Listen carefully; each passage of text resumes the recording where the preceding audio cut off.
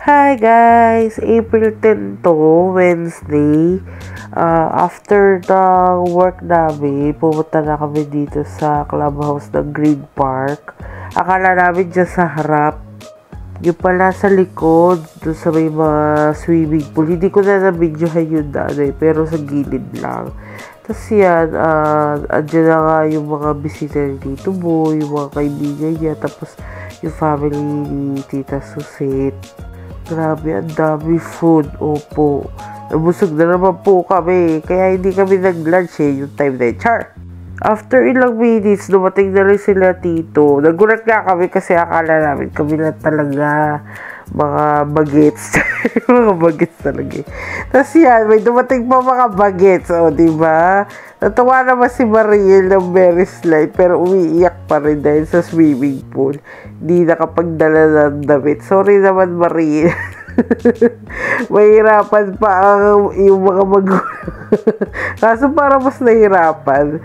Ayan, kwentuhan. Tapos may pakik na dala. Ayun, sukatan mo na tayo.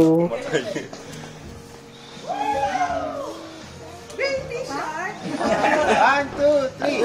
Happy birthday to you.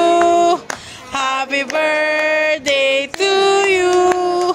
Happy birthday, happy birthday, happy birthday to you. Oh, one more time.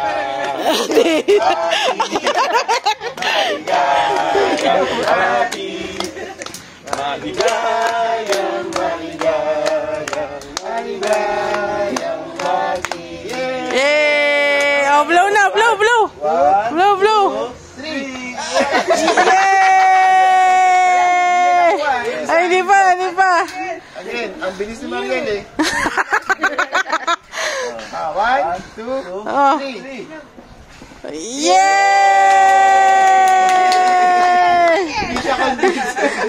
Basta may cake, kailangan makahipa yung tatlo tig-isa pa.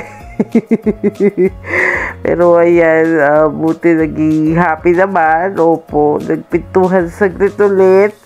Tapos, kain ulit ng cake dyan. Hindi ko na talaga na-videohan. Sorry. Kasi medyo, illustrated yung mga kamay-kamay natin. ngayong taon dyan.